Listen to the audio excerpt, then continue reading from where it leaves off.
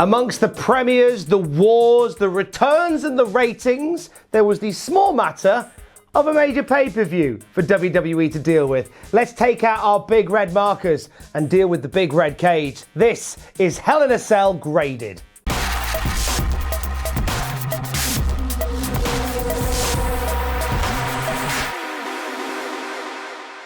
So it's worth noting that we found out 4 matches for tonight's show an hour before we went on air via Twitter. Excellent planning there. It's almost like their mind was elsewhere this week. The one pre-show match we get is Natalya taking on Lacey Evans. These two have had a lot of back and forths on Raw for the past couple of weeks. It feels like this rivalry was coming to a head tonight. Lacey Evans is getting much better as a wrestler because she's spending time with somebody like Natalya, who, whilst isn't perfect, certainly has a lot of experience to bring to the table. Evans keeps going for the sharpshooter in this match. It's a move that she's stealing or pirating from Natalya over the last couple of weeks, but she can't seem to lock it in. Natalya, of course, is the expert at such a move. The Southern Belle misses a clothesline that leaves her wide open for a sharpshooter from Natalya, and almost immediately Lacey Evans taps out, and that's it. That's the end of the match, clean as a whistle. Afterwards, the referee is raising Natalya's hand. Lacey Evans stands next to Natalya. Looks like Lacey's going to get her heat back with a woman's right. Doesn't happen. Natalya bops her with a woman's right of her own. Leaves, bowing to the crowd as she goes. We start the show with a C-. This really isn't a win that Natalya needed. They've been putting all this emphasis into Lacey Evans as of late.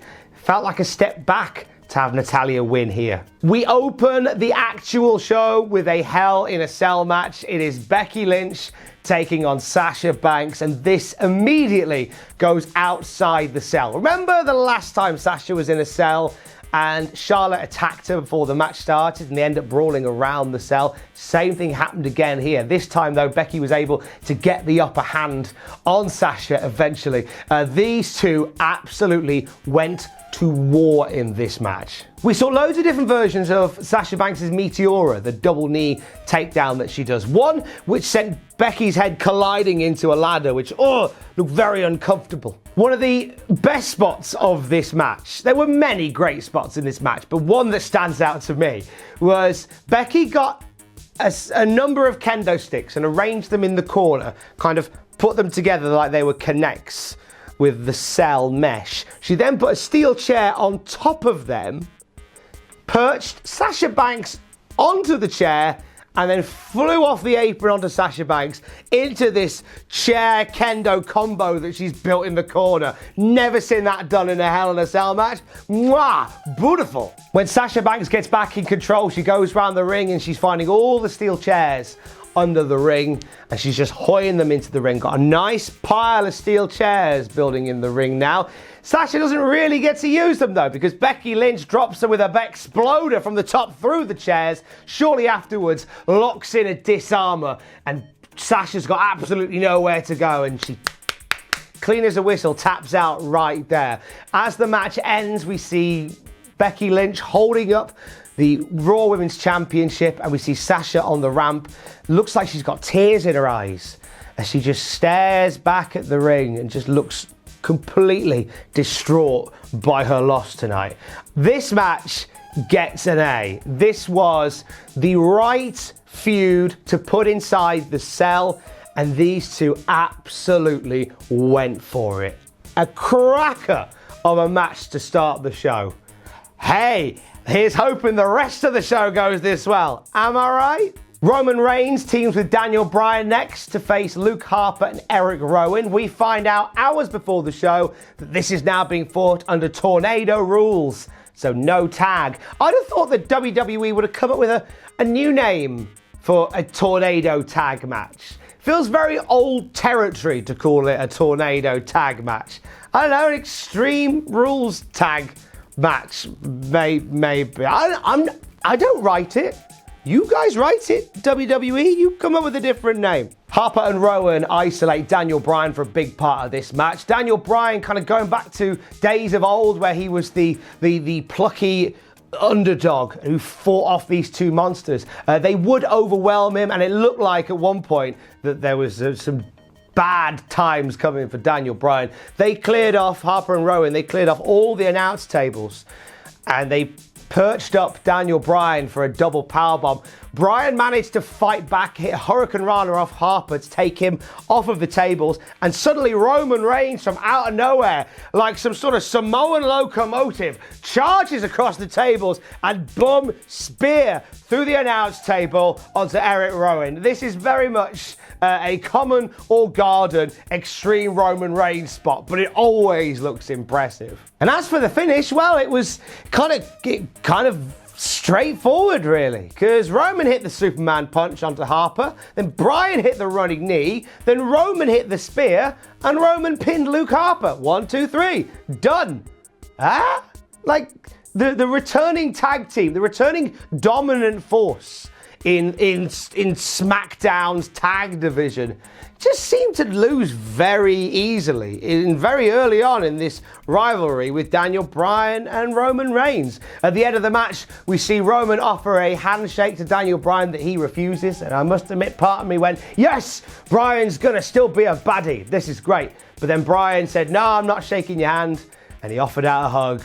And Roman and Bryan did a big old hug. Friendship, friendship, friendship, friendship. This will get a B from me. Solid action throughout. The tornado tag rule, I think, kept it fresh as well. And if that's the blow off, it's a shame that it didn't go the way of Harper and Rowan. I'd like to have seen them get the win. I think it would have done them a lot of good, but it was a good match. I enjoyed it. So some of these matches were made like just an hour or so before the show started. This match was made during the pre-show as Randy Orton faces Ali one-on-one. And wow, this was a Randy Orton match if there ever was one. Randy Orton did what Randy Orton does. Just made it a really slow affair. Lots of headlocks and slow pacing around the ring. Is Randy Orton just trolling us now? Is that what this is? I feel like now Randy Orton seems to just be curbing the enthusiasm of as many wrestlers as possible. Despite Randy Orton slowing it down, Ali had some great flourishes in this match. The one moment for me that genuinely saved this match and turned the grade up a bit higher, Orton went for an RKO. Looked like he nailed it. And then we just see Ali with his hands on the canvas. He's only counted it with a handstand. Never seen anything like it in my life. Kips up, straight back in the match, but then eats an RKO about 30 seconds later. But forget that bit, handstand out of an RKO, nice. The bit that annoyed me about the end of this match is that Randy Orton hits the RKO and then takes a good half a minute to make his way over to Ali, grab Ali's leg, slowly pull it up. Referee slowly counting. Just made Ali look like a goober unnecessarily. Honestly, giving this match a C. I think the big thing that saved it from a lower grade was the handstand counter that Ali did out of the RKO. That was particularly brilliant. But Randy, mate, come on. You're winding us up now, surely. Women's Tag Team Championship on the line, and it's Alexa Bliss and Nikki Cross defending against the Kabuki Warriors. A match that we got told about, again, just before we went on air tonight. And Asuka and Kairi Sane in great form. They isolate Alexa Bliss throughout this match. Very heelish shenanigans from the Kabuki Warriors, and this one I picked up. Eventually, Nikki got the hot tag, and she was just a house of fire, wiping everybody out left, right, and centre.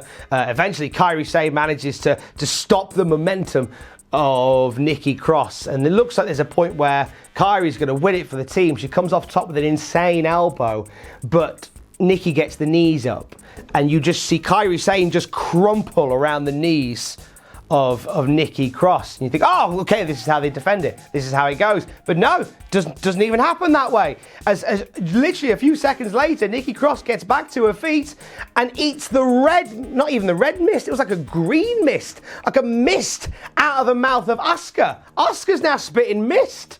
I know. The funny thing was, if you watched this on the live reactions on the YouTube channel, somebody had even said in the YouTube channel, who do you think would be good at spitting mist in WWE these days. It was just a random statement that had been made in random conversation, and lo and behold, this is the night where Asuka busts out the mist, blows the mist in Nikki's face, and just leaves her prone to a 1, 2, 3. We have brand new women's tag team champions in the Kabuki Warriors. Giving this one a B-, a strong match that we weren't expecting tonight. And I thought it was a great performance by everybody involved. I think it's great to see the Kabuki Warriors not just back on TV, but now back in a feature position on TV as a pair of champions. Although it does mean I'm no longer going to get to see as many YouTube videos featuring Asuka putting up a tent or playing the recorder badly. That makes me sad. But it's good to see her back on TV doing the wrestling. You know, the thing that she does so well. We had a 6-man tag team match between the OC and the Viking Raiders and a mystery partner. Again, a match that was added just before we went on air. And that mystery partner was Braun Strowman, for reasons. I guess there's a bit of history between AJ and Braun, so that's fine. Story of the match was, the OC got a bit of a shoo-in in this match. They managed to get a little bit in on the Viking Raiders. Braun was the one that did the whole cleaning house operation.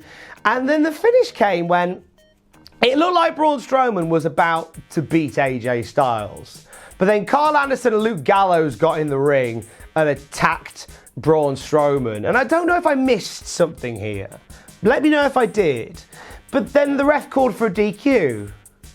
Like, because the other guys jumped in. The ref went, nah, I'm throwing this out. This is too chaotic. So Braun Strowman and the Viking Raiders won by DQ.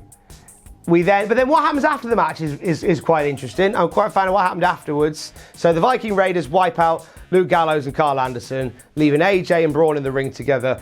AJ goes for a phenomenal forearm, but in mid-air, Braun Strowman pops him with what is basically Big Show's WMD, the old big old punch, and then leaves. And AJ Styles is having to be carried back by the OC. He is in an absolute state. Like, he can barely stand up. This is a nice way to get over the fact that this is Braun's new finisher.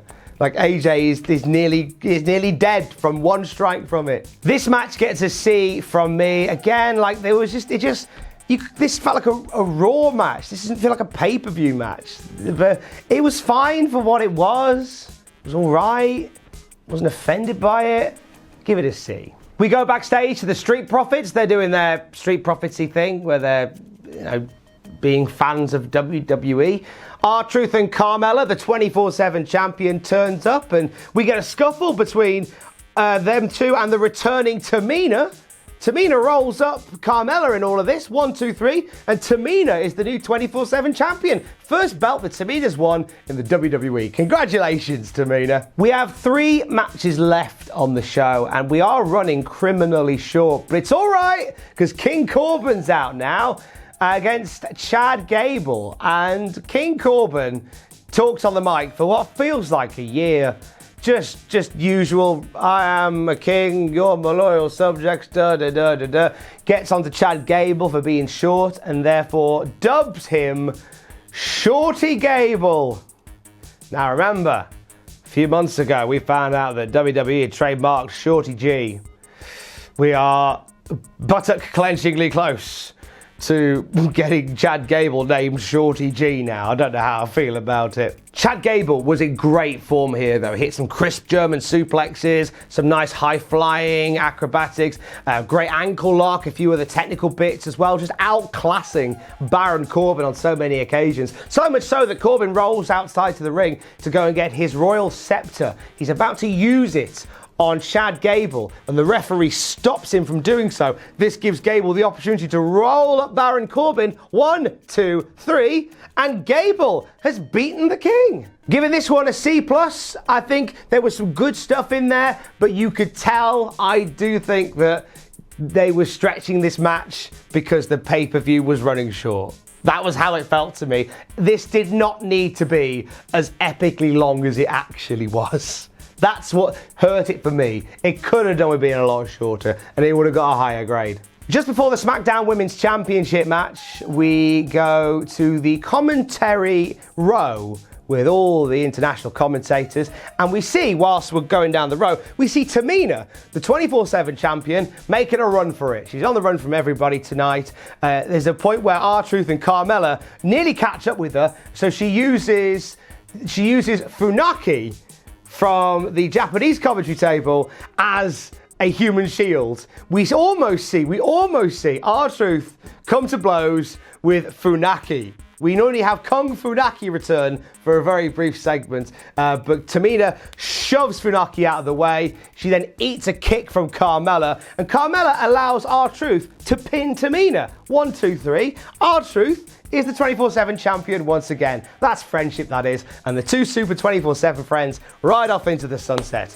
And that concludes your 24/7 shenanigans for tonight. SmackDown Women's Championship on the line now as Bayley defends against Charlotte. They had the match last month, which Bayley snuck a cheeky win on. That wasn't going to happen this time. Charlotte really comes out the blocks fighting, though. There's an arrogance about Charlotte when she's facing Bayley. A couple of times Charlotte does moves on Bayley, and you can just see her grinning after doing them.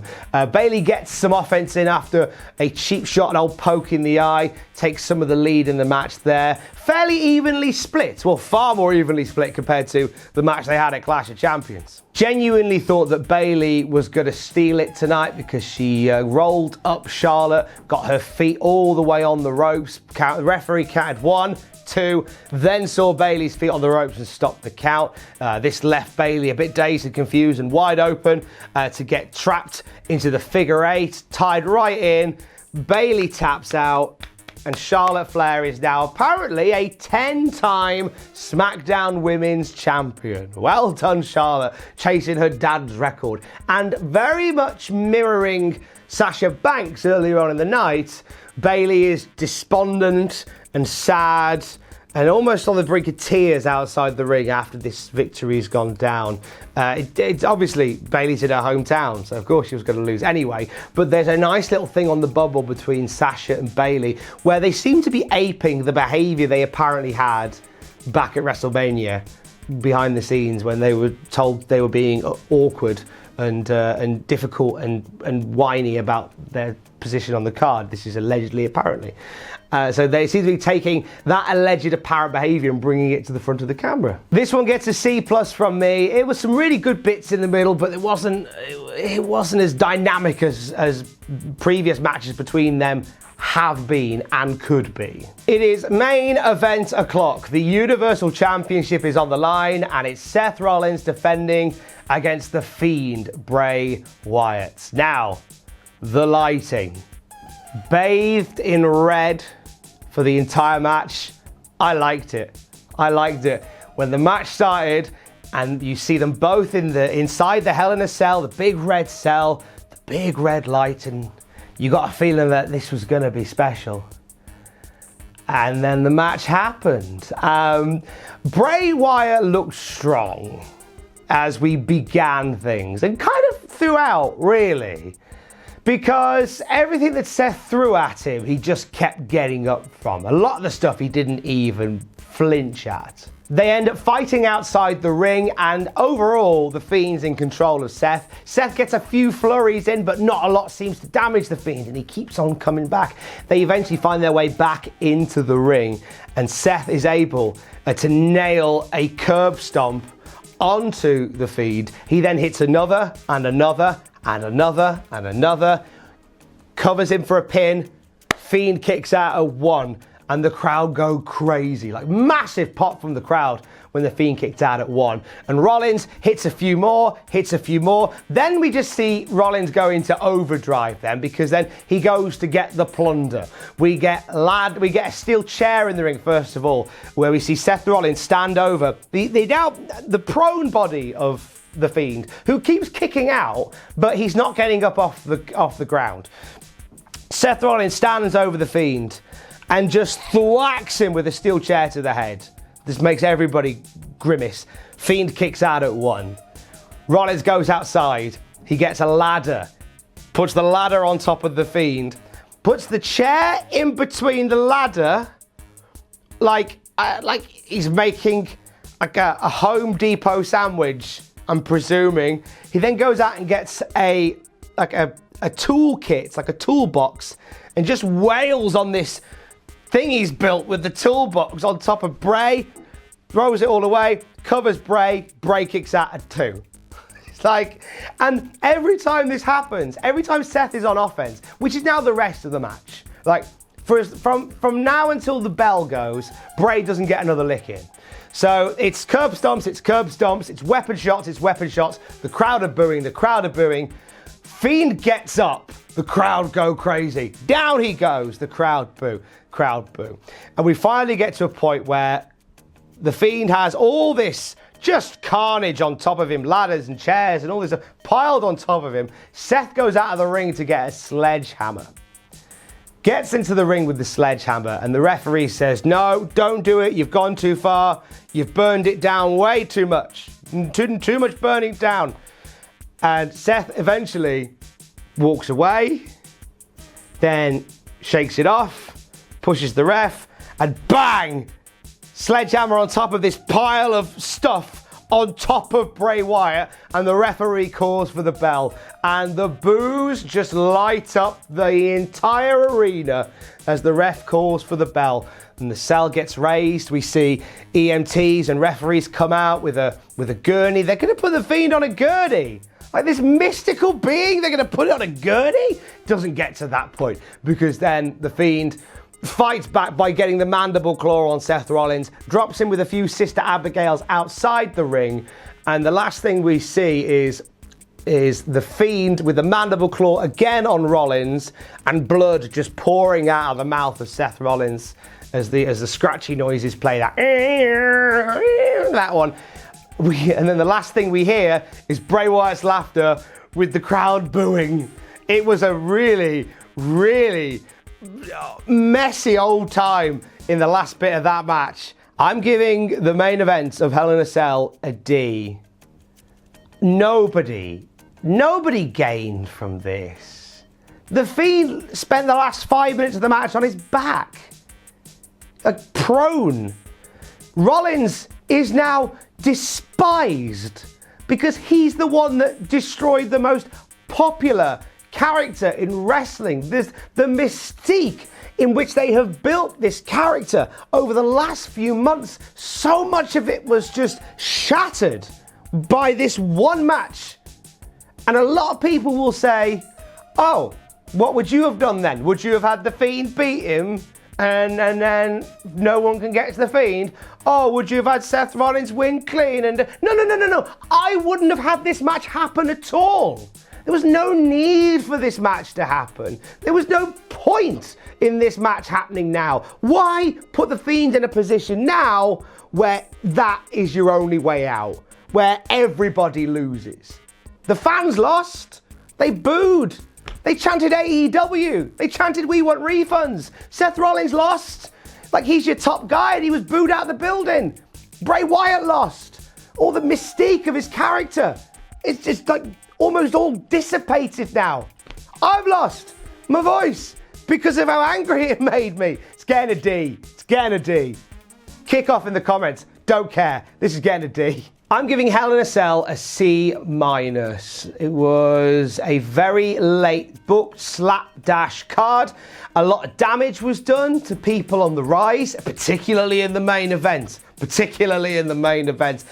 Big props to Sasha Banks and to Becky Lynch, who basically put this entire card on their proverbial back, because the quality of their match at the very beginning is what boosted this up to a C-. They had a colossal Hell in a Cell match that saved this show, in my opinion. Seth Rollins, you're buying dinner tonight. You at least owe that for Becky Lynch saving the pay-per-view you were the main event of. It's a real shame because it puts a bit of a sour note on what has been a very, very intriguing, exciting 7 days in WWE, to have had all this meticulous planning for the premiere of Monday Night Raw, for the arrival of SmackDown on Fox, for the beginning of the Wednesday Night Wars, to have all these things in place for those shows, and then to let the pay-per-view slip like this.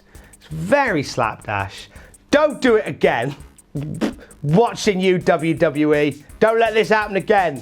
And fix the Fiend. Thank you. Thanks for watching. Let us know what you think in the comments down below. You can follow us on Twitter at Cultaholic. You can find us on Facebook at facebook.com/Cultaholic. If you enjoy what we do here at Cultaholic, you can pledge to us on Patreon. That's patreon.com/Cultaholic. And most importantly, don't forget to hit subscribe and join us.